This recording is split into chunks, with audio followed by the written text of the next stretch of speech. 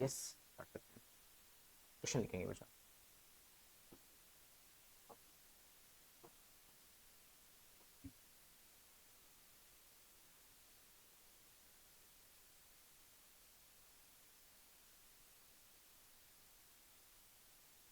Electrolysis of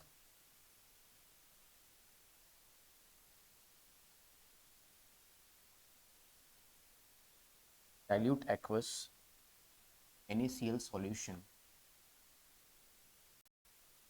solution was carried out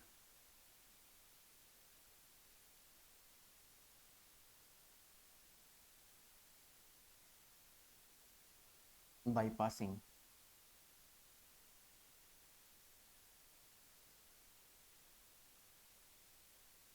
10 milliampere of current. The time required to liberate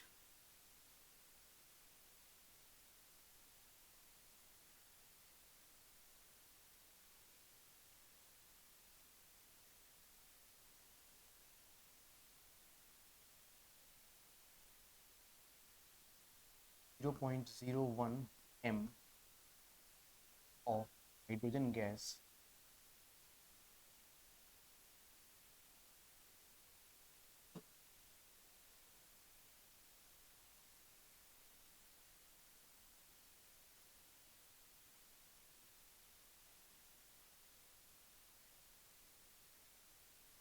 at one of the electrode will be. Option है हमारे पास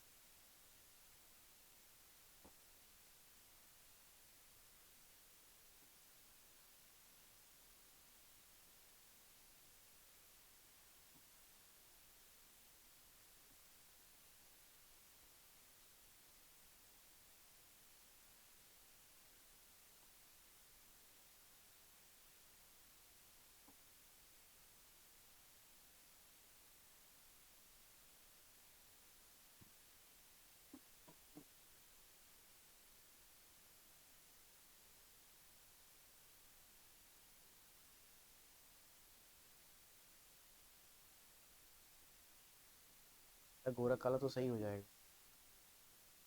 question के issues हैं।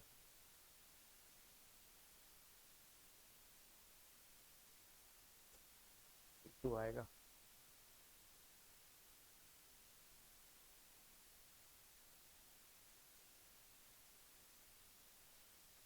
Dusty लग रहा है।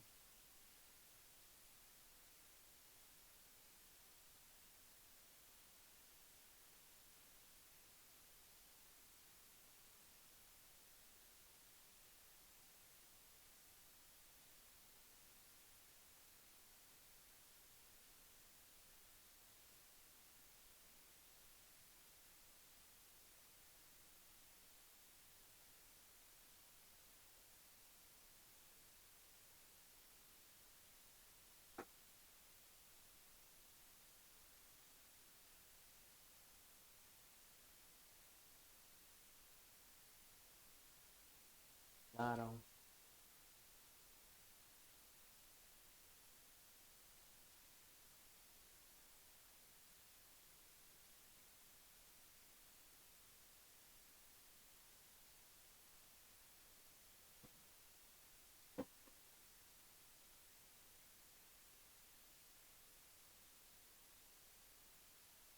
Oppo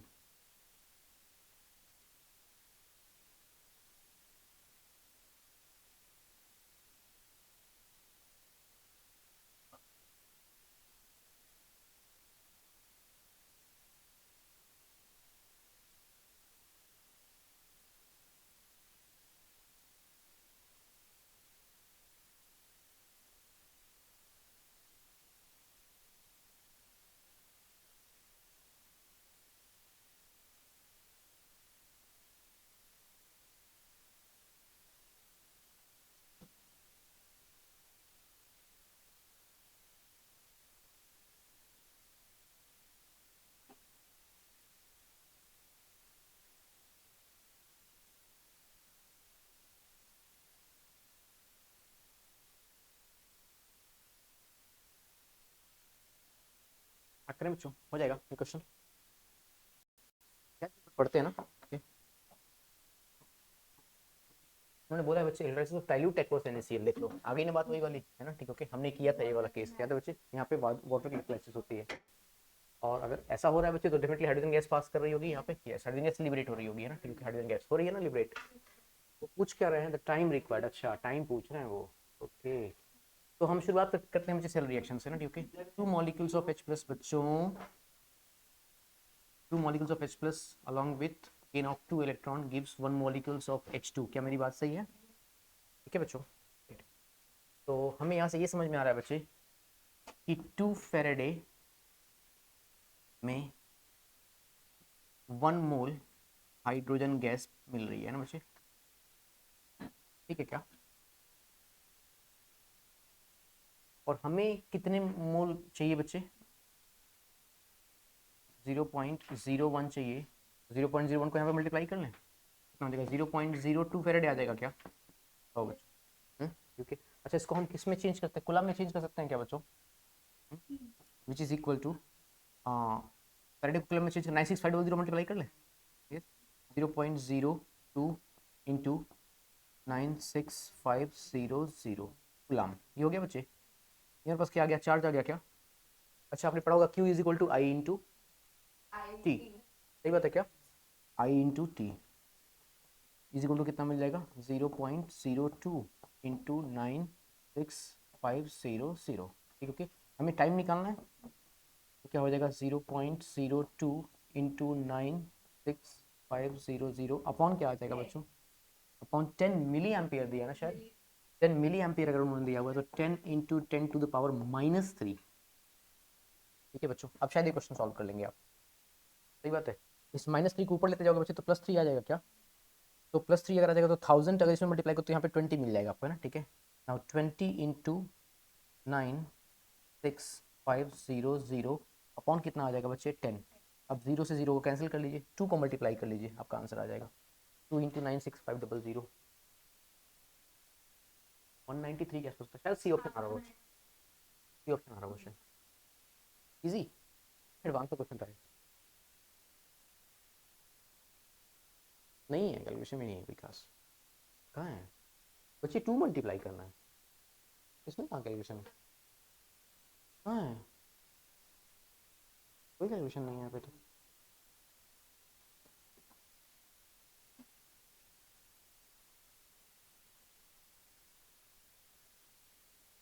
ready for the next?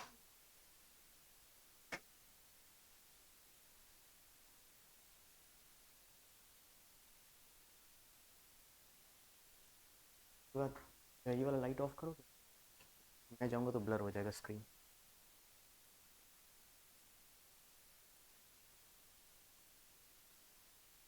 Better है।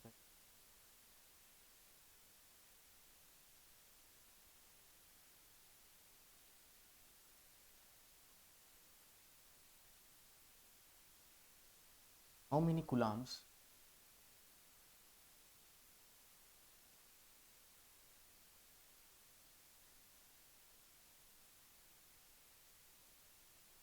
of charge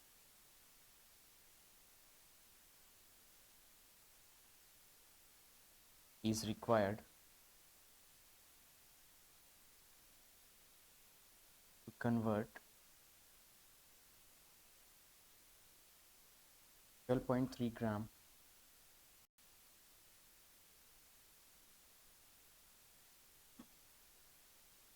of nitrobenzene to aniline?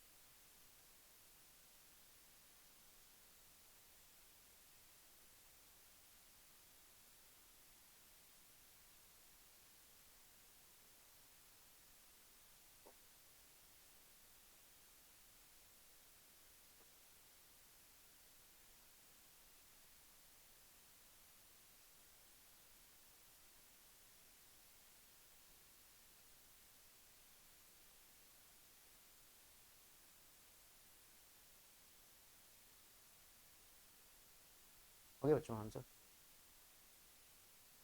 Start करें क्या? हाँ, इसका मास नाइट्रोबेंजीन को बोल रहे हैं बच्चे, इसका मास यूजुअली कितना होता है बच्चे? 123 ग्राम। हमें आपको कितने फेरेडे चाहिए? 6 फेरेडे। वो कितने में पूछ रहे हैं? 12.3 में। क्या बच्चों वाला क्वेश्चन? 123 ग्राम के लिए आपको क्या चाहिए बच्चे? 6 फेरेडे। 12.3 के लिए कितना चाहिए होगा? 12.3 ग्राम के लिए कितना चाहिए होगा? 0.6 फेरेडे। हो गया? समझ पाए क्या? तो यहाँ से 10 से डिवाइड कर दो, यहाँ पे 10 से डिवाइड कर दो।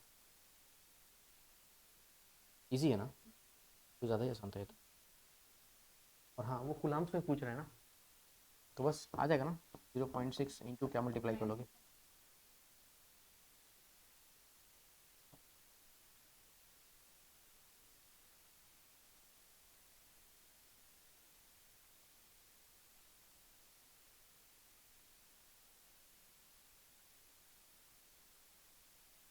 Ready for the next?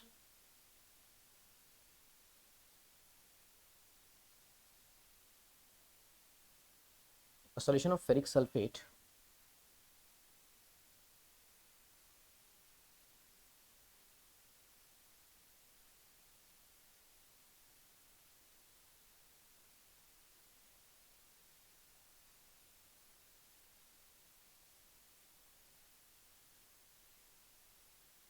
is electrolyzed for X minutes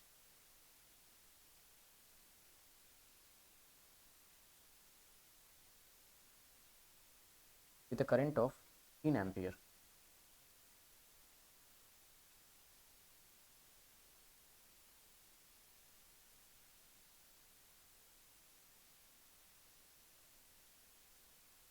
Deposit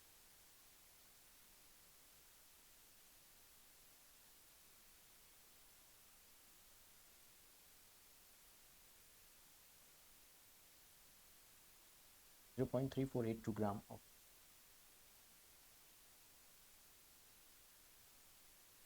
find the value of X.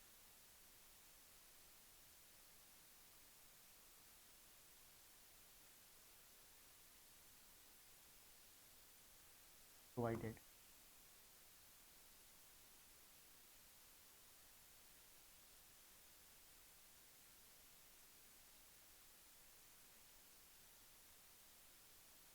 mass of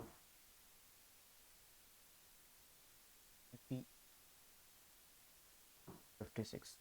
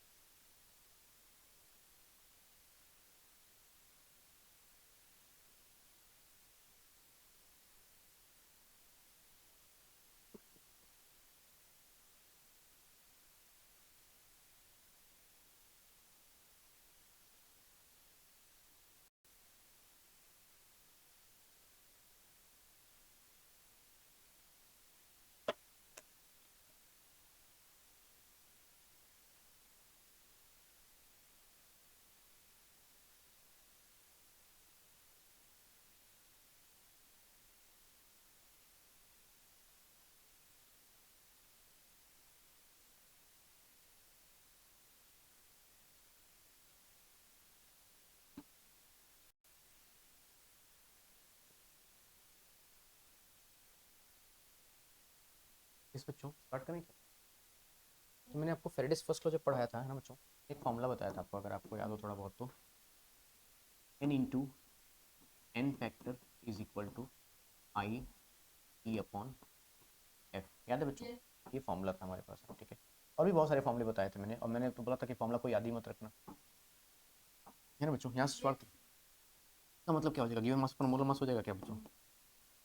into N factor is equal to I T upon क्या हो जाएगा बच्चों, सही बात है क्या, गिवन मास दिया हुआ है क्या, हाँ 0.482 मोलर मास उन्होंने कितना दिया है बच्चे, एन फैक्टर, फेरिक से आयरन में अगर आ रहा है बच्चे, फेरिक फेरिक में +3 होता है, फेरस में +2 होता है ना, ठीक okay alright, equal to current, क्या पूछ रहे हैं वो, डिमांड क्या कर रहा है, एक्स बोल रहा है ना वो, हो गया ना, फिर कैलकुलेशन है, एक्स निकाल दोगे बच्चों, एक काम करो आप, इस टर्म को यहाँ पे मल्टीप्लाई कर दो और 15 से डिवाइड कर दो, आंसर आ जाएगा, समझ पाए, finally X comes out to be 0.3482 divide by 3656 divided by 5615.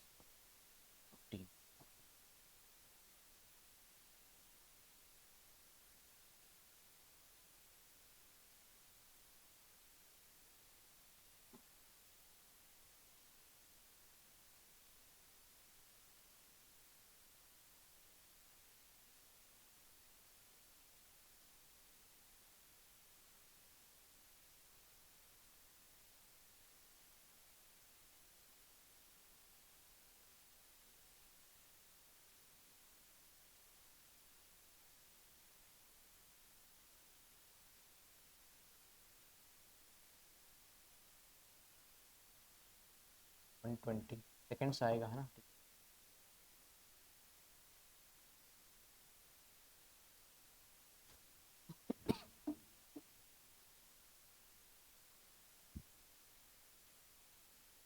Clear है यहाँ तक, ओके,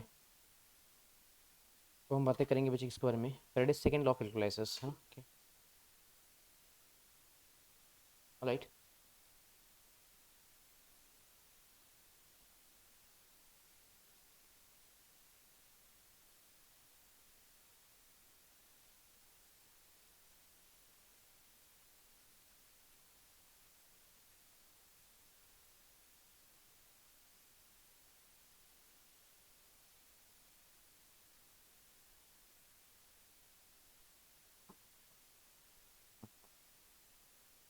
सीखते हैं जरा बच्चों एक बार, हाँ ठीक है, तो मतलब क्या होता है,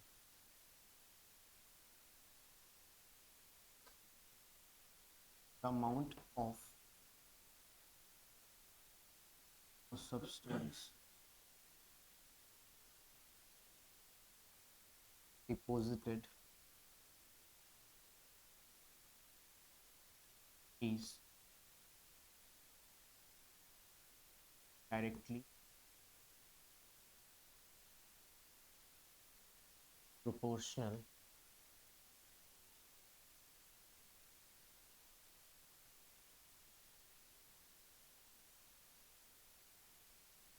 equivalent weight में एक कंडीशन है बच्चे, ये जो लॉ अप्लीकेबल है ना, ये है, और same amount of current so is valid for same amount of,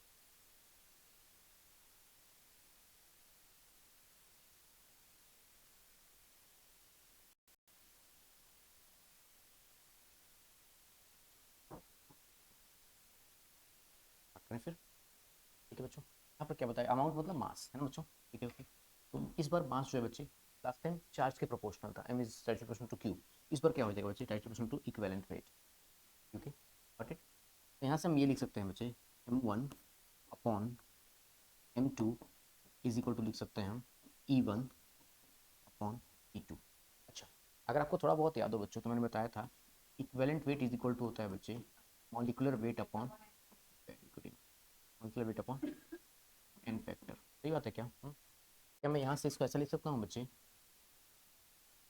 कि m1 upon m2 is equal to molecular weight 1 upon N factor 1 divided by molecular weight 2/n⁻²। सही बात है क्या? इसको हम अगर और शॉर्ट फॉर्म में लिखना चाहें, m1/m2 इज इक्वल टू, हम लिख सकते हैं बच्चे, molecular weight 1 molecular weight, sorry, molecular weight 2 multiplied by n⁻²/n⁻1। सही बात है क्या बच्चों? Is the final formula for Faraday's second law of electrostatics. ठीक है, याद क्या रखना है आपको? ये याद रखना है बच्चों, डिराइव तो आप कोई भी सभी कर लोगे। ठीक है, क्वेश्चंस करें।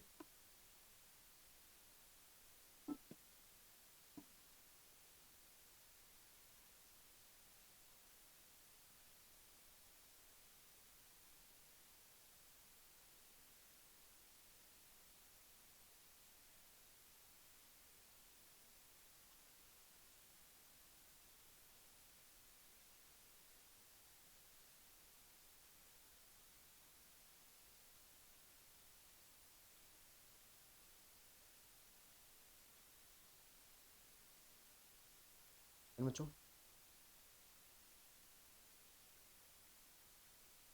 क्वेश्चन करते हैं ना, यहाँ तक रब कर दिया जाए। डन, समझ में आ रही है बातें? बस ये ध्यान रखना है कि मास जो है वो बच्चे वो डायमेंशनल तक इसके उसके provided amount of correct should be. Question करके देखते हैं जी, मीन्स का क्वेश्चन लेता हूँ बच्चे, वहाँ समझा दूंगा आपको ना। ठीक है,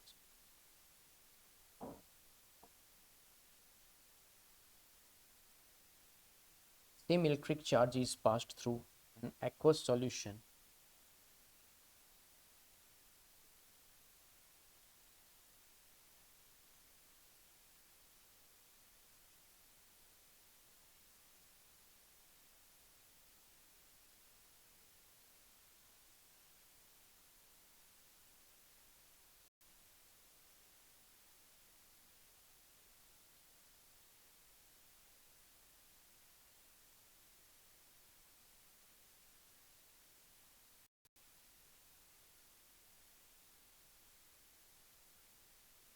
of HCl and copper sulfate।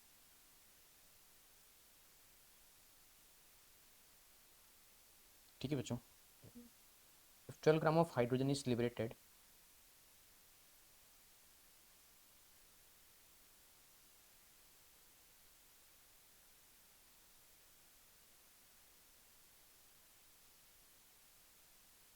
find the mass of copper deposit।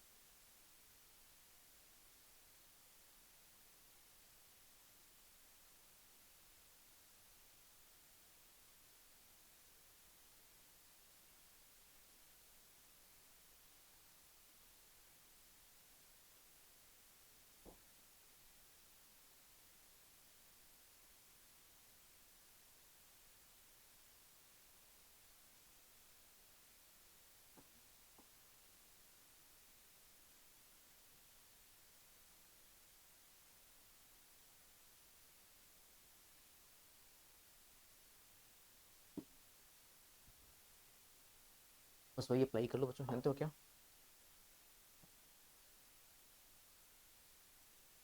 Mass of copper है ना, अपॉन मास ऑफ हाइड्रोजन है ना, mass of hydrogen mass of copper equal to equivalent weight of hydrogen upon equivalent weight of copper, which is equal to molecular weight of hydrogen upon molecular weight of copper है ना, molecular weight of copper multiplied by n factor of copper upon n factor of hydrogen. सही बात है क्या मेरी? Molecular weight of hydrogen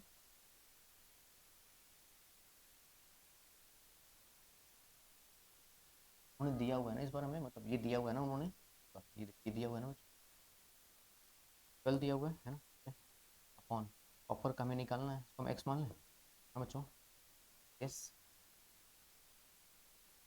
factor के बारे में बात, इनफैक्ट हमें बच्चे क्या करना चाहिए, एक मिनट, हाँ, हमें ये फॉर्मूला रेट करना है ना, तो गिवन मास हमें दिया हुआ है ना, गिवन मास हमें मॉलिक्यूलर वेट रखना है ना। समझ पाए मेरी बात को? इसको हटा दूँ क्या यहाँ से? आप हटाते नहीं है।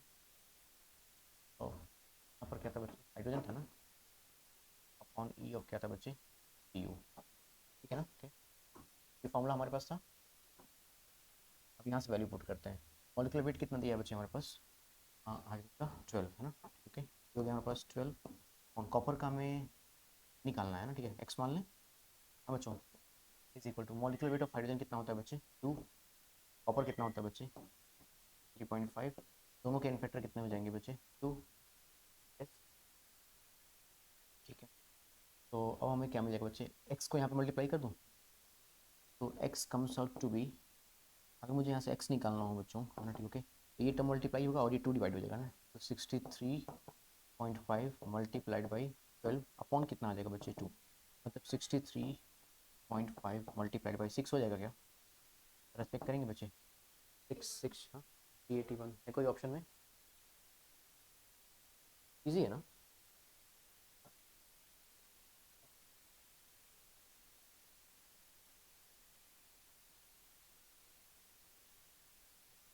इस तरीके से आप फेरेडेस सेकंड लॉ के क्वेश्चन सॉल्व कर सकते हैं।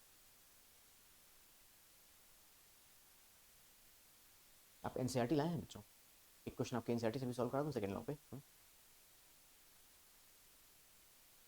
ये नोट कर लिया था आपने, रही मानसी एक मिनट के लिए।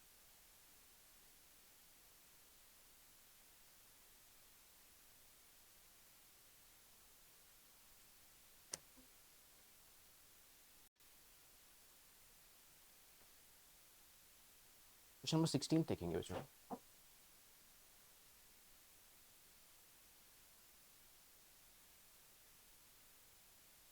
कहना है 3 electric sales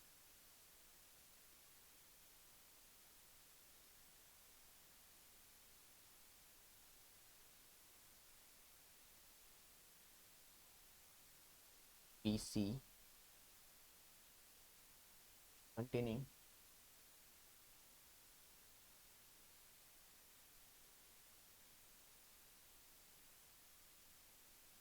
solution of zinc sulfate, silver nitrate and copper sulfate.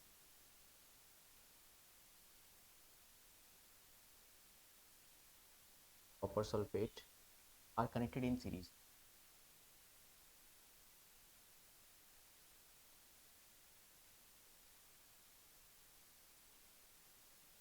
Are connected in series. ठीक है बच्चों, a steady current of 1.5 ampere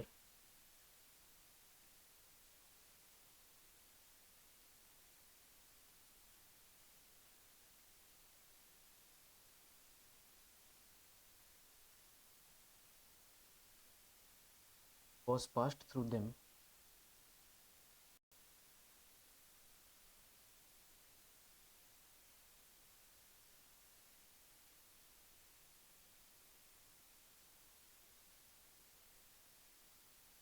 until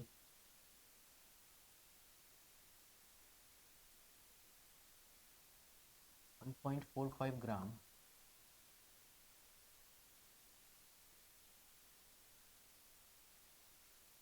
silver deposited at cathode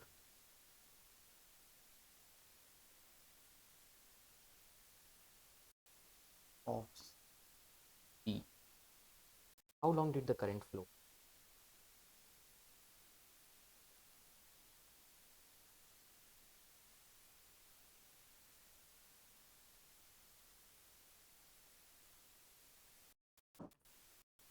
What mass of copper and zinc were deposited?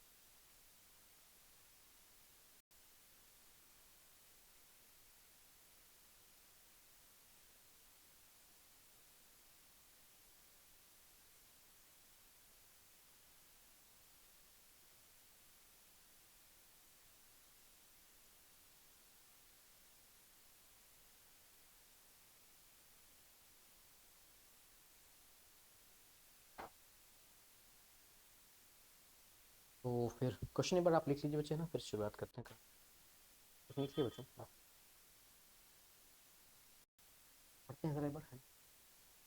3 cell हमारे पास ABC है बच्चे, जिसमें एक ZnSO4 है, एक सिलोनाइट्रेट है और copper sulphate are content in series. Okay okay okay, यहीं से पता चला बच्चे, कंटेंट इन सीरीज मतलब सीरीज में करंट सेम होता है, आपने पढ़ा होगा। यस, करंट सेम होता है और पैरेलल में पोटेंशियल डिफरेंस सेम होता है। A steady current of 1.5 ampere was passed through them until 1.5 gram of silver. तो जो इन्फॉर्मेशन आपको दी हुई है बच्चों, जानते हो किसके बारे में दी हुई है? वो दी हुई है AgNO। हमारे पास एक अच्छी बात है कि करंट तो सभी में सेम फ्लो करना है, लेकिन जो इन्फॉर्मेशन दी हुई है वो सिल्वर के बारे में दी है, तो यहाँ से कुछ ना कुछ निकाल लेते हैं। उन्होंने क्या पूछा? How long did the current flow. Okay, तो टाइम पूछा उन्होंने फॉर श्योर, राइट। तो फिलहाल एक काम करते हैं बच्चे, स्टार्ट करें क्वेश्चन को सॉल्व करना। देखो मेरा अप्रोच क्या कहता है बच्चों क्वेश्चन सॉल्व करने का, वो ये है भाई जिसके बारे में इन्फॉर्मेशन दी हुई है वहीं से हम स्टार्ट कर लेते हैं कहानी को, है ना बच्चों? ठीक, ओके, राइट। तो चलिए, अगर मेरा मानना ये है कि मेरे पास इन्फॉर्मेशन सिल्वर नाइट्रेट के बारे में, बच्चे बी के बारे में दिया उन्होंने ना, बी में हमारे पास कौन सा है? सेल बी दिया हुआ था उन्होंने कहीं पे, कहाँ पे? सेल बी है ना, ठीक, ओके। वो कौन सा है? नाइट्रेट। अगर मैं AgNO3 को डिसोशिएट करता हूँ बच्चे तो मुझे क्या मिल जाएगा? Ag प्लस, और क्या मिलेगा बच्चे मुझे? NO3 negative. सही बात है क्या? मुझे क्या चाहिए यहाँ से? सिल्वर चाहिए हमें, राइट बच्चों? तो Ag plus plus an electron gives Ag, if I am not wrong. क्या मेरी बात सही है यहाँ तक? अगर मैं बुरा, अगर अब मैं बोलूँगा आप बुरा नहीं माने, तो क्या मैं 1 फेरेडे में 108 ग्राम ऑफ सिल्वर मान सकता हूँ? होता ही है, यस। तो अगर आप पूरा ना माने तो मैं ऐसा भी लिख सकता हूँ क्या? 96500 कूलाम में मेरे पास, या फिर 108 ग्राम ऑफ सिल्वर में मेरे पास 96500 कूलाम आ रहा है। यस, क्या कहना चाहते हैं आप? तो तो तो 1 ग्राम में कितने कूलाम आ जाएगा बच्चे? यस, 1 ग्राम में कितने कूलाम आ जाएगा? 96 आ रहा है बच्चे समझ में? देखो अगेन मैं कोई फॉर्मूला यूज नहीं कर रहा हूँ, ठीक है। अपॉन कितना हो जाएगा बच्चे? 108। और मुझे कितने ग्राम में चाहिए बच्चे? 1.45। आ रहा है ना इजीली समझ में? देखो जो दिया बच्चे वहीं से शुरुआत करिए कहानी की, है ना, ठीक है। 96500 अपॉन 108 मल्टीप्लाइड बाई 1.45। यहाँ से आपको ये पता चल जाएगा बच्चे, है ना, ठीक है, 1.45 ग्राम में कितने कूलाम, है ना, ठीक है, ऑफ करंट आ रही है। एक बार आपने चार्ज निकाल लिया, यस, तो क्या मिल जाएगा आपको? करंट शायद दिया हुआ है, time Q is equal to IT से। यहाँ से बच्चे क्या निकल रहा है? यहाँ से आपके पास क्या निकल रहा है? चार्ज। नोटिस कर रहे हो क्या? नहीं नहीं आ रहा है समझ में? यहाँ से चार्ज आ रहा है, Q आ गया, आई आपको दिया हुआ है, Q इज इक्वल टू क्या होता है? IT, T आ जाएगा, नहीं आया, पक्का वाला सोच लो, है ना, ठीक है। तो यहाँ से Q कितना आ जाएगा बच्चे, जरा ये बता देंगे मुझे? 965, हिमांशी आ गया समझ में पक्का? 96500 multiplied by 1.45 equals to divided by 108, it's 1295.6, 195 coulomb. ये बहुत इंपॉर्टेंट चीज मुझे बच्चे हैं।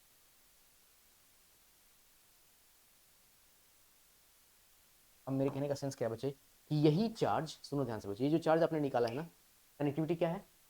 यही चार्ज इसमें फ्लो करेगा, यही चार्ज इसमें, और यही चार्ज इसमें फ्लो। समझ पाए क्या मेरी बात को? मतलब यही चार्ज हम तीनों में इस्तेमाल करने वाले हैं फॉर श्योर। क्या ये बात समझ में आ गई आपको? तो यहाँ तक नोट कर लीजिए, फिर आगे बढ़ते हैं। देखो बच्चों, आज चीज़ें आसान हो चुकी हैं आपके लिए, ठीक है, बस कॉन्सेप्ट अगर आप सीख जाएंगे ना तो अब बाकी प्रैक्टिस।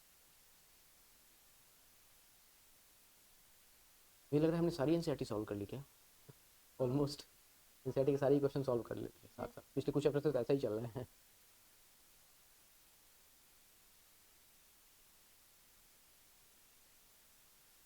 जल्दी करें फिर आगे बढ़ते हैं ना। तो देखो बच्चों, अब बताऊं मैंने ऐसा क्यों किया, ये मेरा अप्रोच, मेरा, मुझे कैसे समझ में आएगा मुझे ऐसा करना है? मैंने देखा बच्चे कि मेरे पास यहाँ पे करंट दिया हुआ है, वो टाइम पूछ रहे हैं, तो मुझे निकालना क्या होगा? क्यों। मैंने क्यों निकाल लिया, क्यों निकाला, तो मेरे पास टाइम निकल जाएगा, Q is equal to I into T से। अच्छा, एक अच्छी बात है बच्चे की, चार्ज हर जगह पे सेम फ्लो करता है, तो मैंने सोचा कि अगर ये क्यों निकालता हूँ मैं, तो ये क्यों उसके लिए भी लागू होगा और इन दोनों के लिए भी लागू होगा। ये एडवांटेज है, ठीक है, यस। तो बढ़ेंगे आगे फिर।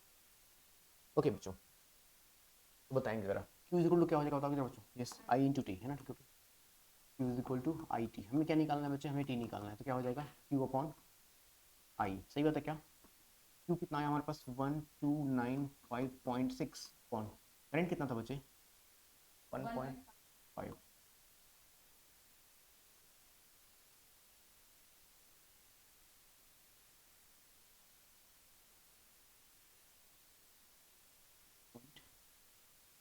तो एक काम करो बच्चे, ये मिनट्स में आया होगा, है ना? तो आप चेंज कर लीजिए सेकंड्स में। 14.40, सॉरी ये सेकंड्स में आया होगा, आपको मिनट्स में चाहिए। ये आपके पास आ गया बच्चे time. Got it.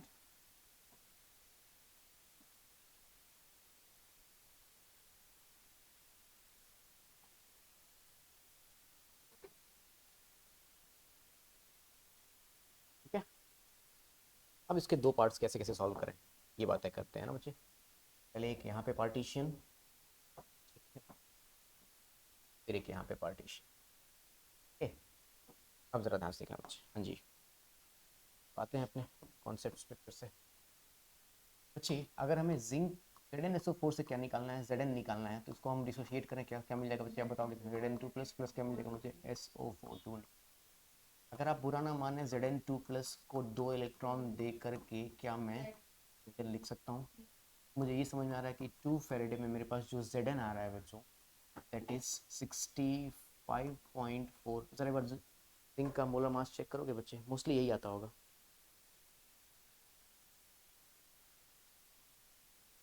Molecular weight of zinc 5 ठीक है बच्चों।